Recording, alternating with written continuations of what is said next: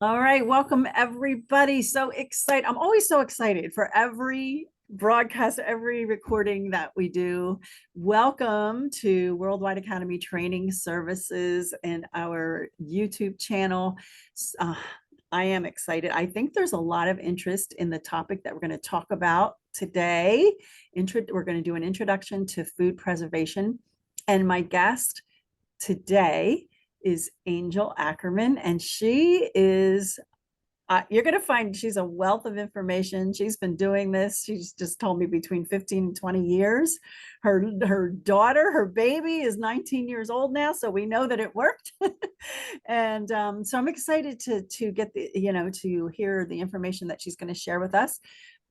Before we go any further, though, please hit the thumbs up, like, subscribe, share, comment, push the notification bell. Oh, I love that. Don't know what just happened, but okay. Yeah. That was Apparently awesome. that triggers something. That was awesome. You got to show me. Maybe you should try it. You got to show me how to do that. Oh, look at that. I love it. Anyway, yeah, this really does help us to push it up into the YouTube algorithms, and are really, again, like I say, every discussion that we have, every video, we really are trying to reach as many people as possible with the information that we have. I believe that the information is going to be needed more and more in these coming days. And so please help us do that. You know, it doesn't cost you anything but a few seconds to just do that. So thank you in advance.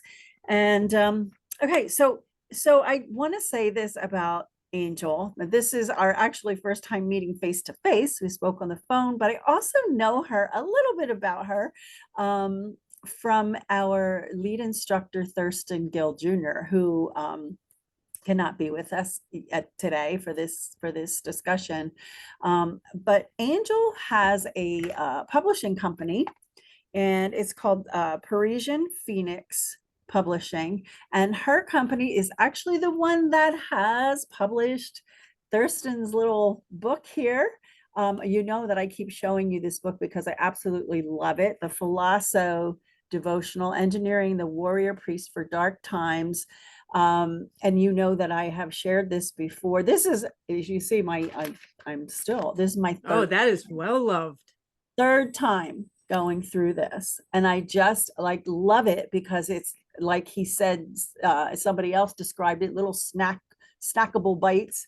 And so in the morning, and not every morning, but every other morning, whatever, I just open it up to where I'm at, and I get a little bit of bite, a little bit of information, really packed full of a lot of powerful stuff. And so yeah, Angel is behind this. So I want to thank you, Angel, for doing that. And he's working on so he's thinking up his next project now. There's a couple things that we've discussed, and he wasn't sure how to do them, so we kind of talked about different approaches, and I'm really anxious to see which project he's going to embark on next. So, and I also I recently got him a little present, so when I see him again and he starts writing again, I have a little present to help facilitate some of that. So I hope we'll be seeing a sequel to a supplementary material to the Phulasso devotional in the Phulasso system coming in 2024, if that's not too ambitious. So oh, that's exciting. I can't wait. Can't wait. I know, right? Well, and so you guys, you can always get this on a variety of, you can get it at on Angel's website. If you want to, what we're going to do is we're going to link all of her info below in the description, so you can click on that. You can also get it, I got mine at Barnes and Nobles. You can get it through Amazon. I don't know if you want to add any bookshop.org. Parisian Phoenix also has an affiliate shop through bookshop.org. Okay. So if you're one of those anti-corporate people, bookshop.org is a nonprofit dedicated to helping independent booksellers. So for instance, when you go in and you set your account up, you can set it up so that the a portion of the proceeds from the book that normally would go to a bookseller. When you buy it online, you can set it up so it goes to your favorite independent bookseller. Mine's set up to go to Book and Puppet. So when I order online off of bookshop.org, they're getting the same commission that they would be getting if I ordered it in their store. And Parisian Phoenix has an affiliate shop there where we list kind of books that we think are important and different theme books of what we're reading right now. And we also have a list of all of our books on there as well. It is a little more expensive than Amazon, but they periodically have sales and whatnot. But do keep in mind that the reason it's a little more expensive is because you're giving back to those small independent booksellers. So if that's important to you, that is a great way to still support a small business, but not have to leave your house. Yeah, I love that. We'll definitely link that below as well, too, so you can get me all that information. Okay, so let's get into this discussion. I'm excited. I gave a little bit of background. Angel, is there more that you want to give us, especially as so yeah, I guess what I'll tell you now is that I was a newspaper reporter for about 15 years here in the Lehigh Valley.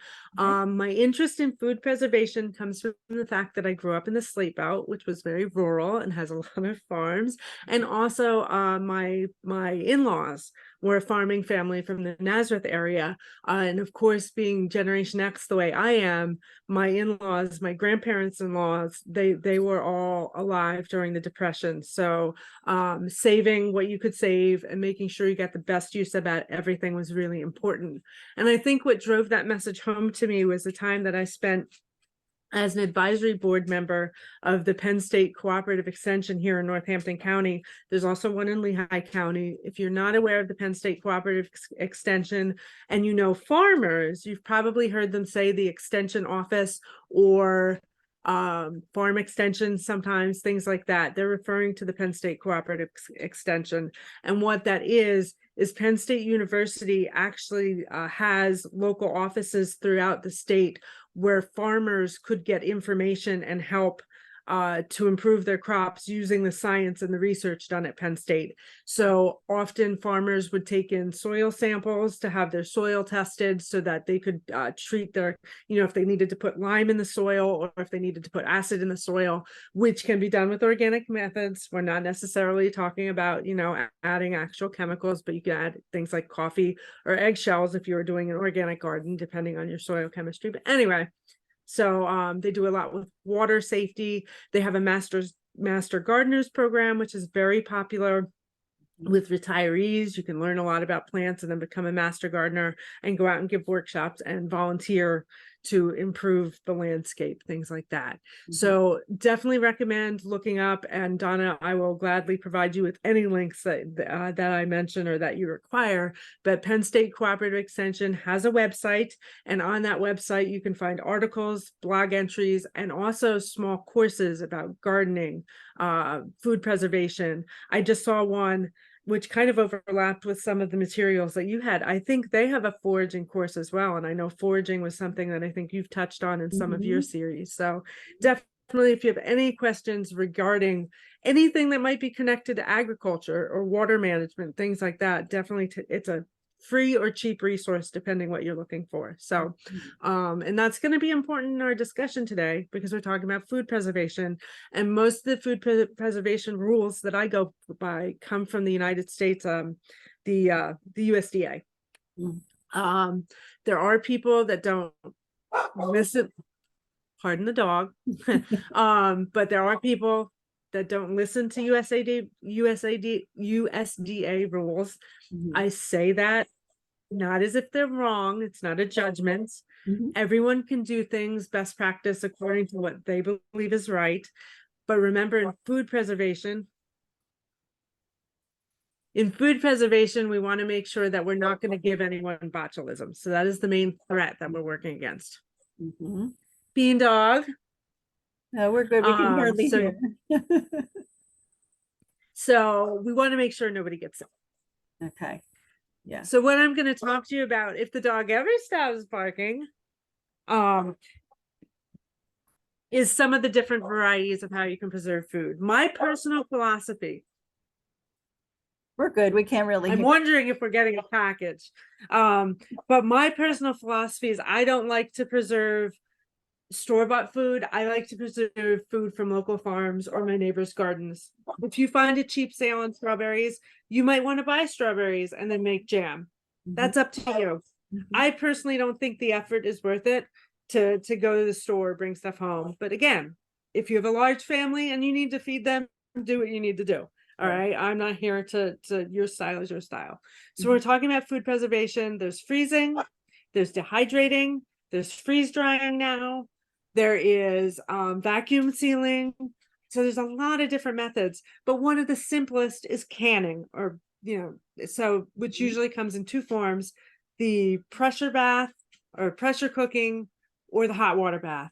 I'm specifically talking about hot water bath. I've never had a pressure canner. I have not tried that method yet, but that is good for some of your foods that aren't easily preserved with the water bath method. Okay. The water bath method is good for foods that are high in acid or high in sugar, because that'll help preserve. The whole concept is you heat the food, you put it in a jar, you put it in boiling water. It stays in boiling water for a certain amount of time based on the food content. You pull it out. The heat will have killed all of the microorganisms in the food. The jar and the process you use will seal it in there, and it will be safe for future use and shelf stable, done correctly, for a year, possibly more. Again, you use your own judgment. There are certain signs, smell, color. You'll know if the food is. Yeah, I just want to insert in here, if I could, while you're talking about that. Sure. If you guys are part of our Facebook group, I believe it was in, Worldwide Academy Training Services Emergency Prep Group. If you scroll back, it might have been, I think it's more than a year by now. One of our members actually did some videos that when he was preserving in that way. So you can scroll through and find those videos too, if you're interested in that. So very I just wanted to mention that. So no, that's a great resource. So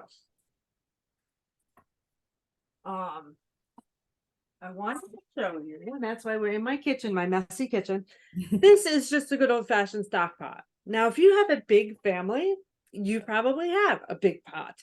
If you have a really big family, you probably have bigger pots in this. But I have one child, my husband and I, and then sometimes I do things for neighbors. So I don't need a huge setup. If you have a large family, like I said, you probably already have stuff like this at the house.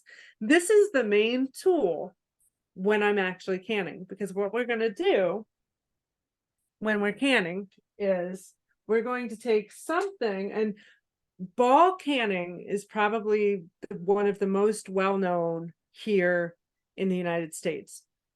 WEC also makes some canning products, and I have a slideshow about all of this that Don and I are discussing, possibly doing something a little more elaborate later with that slideshow that'll contain all that information. But at some point, Don and I are going to share that slideshow regardless, and you'll have that also for resources. So Ball has a canning kit that you can buy usually in the spring that even comes with a little guidebook. And on their website, they have a lot of that information available for free that'll talk you through any of their recipes and whatnot. This is from my Ball canning kit that I originally bought that 20 years ago. And all this is just a basket that then slips inside this pot. So if I put this back on my stove, I can put jars. Well, when the water's in there and boiling, I can put this in even before I start boiling it. And then I can put the jars in the water. But they also give you a handy dandy tool to hold the jars so you don't stick your hands in the hot water. No, So I like that. And I think I paid $20 for this kit 20 years ago, and I don't think it's that much more expensive now. Okay. So if I you don't want the jars to touch, and I will get a little more step by step. I'm just showing you the basics now, so that as I talk about it, it makes more sense. But so if I put the jars in, I can fit 4 jars in this basket and they don't touch. And then, so when I take all of them out at the end, I can take them by this, or I can use this. So that It that depends. basket is specific for the canning. That basket is specifically for canning, and it's just, and the reason it's a basket is to keep the glass jars from touching the bottom of the pan. Yeah, Because you want to minimize the chance that the glass is going to get so hot it explodes. explode. Yeah. Okay. So yeah. So that's why the basket's important. It helps you move it around, but it also keeps you from exploding jars. Mhm. So that is some of the equipment. There used to be, I have somewhere in this house, a plastic doodad, and it's got a little stair step on it, and it's just basically like a canning spatula, and it's made out of the same plastic this is. This came as part of that same kit. And the whole idea of that is so that you can smush the food into the jar to maximize the amount of food in there. And then also you can use the little steps by putting the steps against the edge of the glass jar, and then you can measure how much headspace is in the jar, because based on the type of food in the jar, you also want to have a certain amount of headspace. I got to tell you honestly, I'm not real careful about my headspace, but also I don't tend to do a lot of foods that are kind of risky. So the stuff I do is fairly safe to start with. So the odds of that making a difference is a little less, but that's a decision I make on my own because I'm too impatient to sit there and perfectly measure my headspace. To get the food in the jar, they give you a little funnel. This helps keep the top of the jar clean, because before you put the jar into the water, you want the jar to be as clean as possible, because you don't want food interfering with the seal, and you don't want food on the outside of the jar being exposed to elements and stuck inside the jar that could also grow things that could make you sick. Just an interesting historical note, as I was getting some of my canning supplies, people in my family would then give me stuff they found in the cupboard. So this was the circa early 2000s canning funnel. Lord only knows when this canning funnel is for, but you can see it's the same concept. It's just a metal funnel. They say, and I'm not even sure which they I'm referring to now, that for canning purposes, you want to avoid using metal tools like spatulas and whatnot, because I don't have my little canning spatula anymore, I've been using this, that you don't want to put anything metal in your jars because you risk scratching the glass. Now, again, back in the day, that was what you had. And if you scratch a glass nowadays, the fear is that might weaken the glass and make it more prone to exploding. Wow. I've never had a glass jar crack or explode, not from canning purposes. So I've never seen it happen, but you know, again, these are things that could theoretically happen. So on that topic, the last piece of equipment you would need to preserve would be your jars. So I have a smattering of them here. This is old. This is an old one. This is one that came from my grandmother-in-law's basement. I can tell from the designs. But it's not real old. I have a couple of those. My mom has a couple of those. So this one is from my garage, and Lord only knows when this one is from. It's still, they're both ball jars, but you can tell they have different designs. We don't can with this one because we have no idea how old it is, how long it's been, like what it's been used for, and if the glass what kind of condition the glass is in. We use all of these actually as drinking glasses, because if you're going to use them on a regular basis, they're going to take more abuse and theoretically weaken.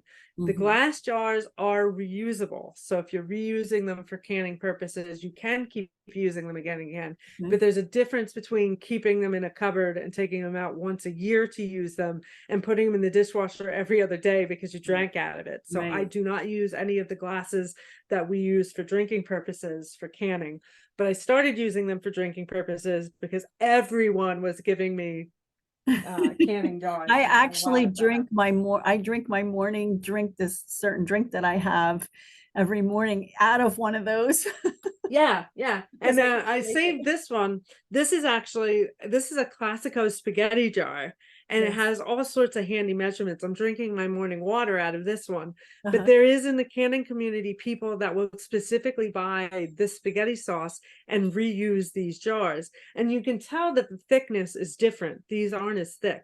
These are designed to be single use, but because it's a commercial company, they're high quality because they also don't want the jars exploding and causing problems. So they make good jars. So there are canners that save these jars and use them because they are, I believe they are, I've never actually tried this, but yeah, they are the standard size. Now, see, I can't get that to actually screw on, but I also don't have a top on. So I would not do that because, again, you don't know what happens to these jars in transit, in the store. you know, when you had them in your cupboard. So I would not use those for canning. Yeah. So, but like I said, there are people who do. And if you find yourself in a hardship and it's what you have, you know, you use it. I totally Right. get that philosophy and that mentality. Mm-hmm. So yeah, so once you have your jars, the most important part of the process is your canning lids. This is all the lids I have left. So I only have enough lids left for one small batch. Nowadays, it's often easier to find a whole set where they come like this, and your canning Yes. supplies, and then your jars, your rings, and all of that are already together and ready to kind of go. So actually, I'm going to use. Can I ask you while you're doing that, how often do you can? Is there like a certain amount of? When I have produce. So I would say I do it at least once a year. Okay. I've done it once so far in 2024 because no one in my family, my in-laws don't go to apple orchards and take my daughter apple picking anymore. We used to do peaches. We used to use apples. We had a garden, so we would do, actually we did sweet corn relish. Sweet corn itself is not technically water bath safe, but by adding vinegar, peppers, tomatoes, and making a relish out of it, it becomes safe. And that was actually a gift item that people loved. But I used fresh local sweet corn, so that's what made it really tasty. Okay. So I do it when I have leftover food. I just recently did a cabbage slaw, which is also not water bath safe, but I put it in the back of the fridge and I canned it just to get a little extra life out of it. But it does have a very strong vinegar, sugar, sweet and sour kind of broth.